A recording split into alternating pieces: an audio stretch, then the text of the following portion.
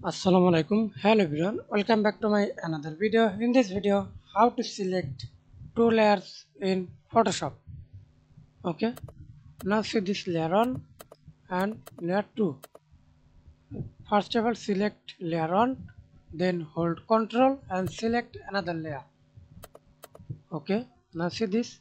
Select two layer. Adjust the layer. Right click mouse. Convert to smart object. Or grouping the layer, hold Ctrl, press Z, hold Ctrl, press Z on your keyboard. Okay, thanks for watching video. Please subscribe to my channel, like, comment, share. Hold Ctrl, select multiple layers.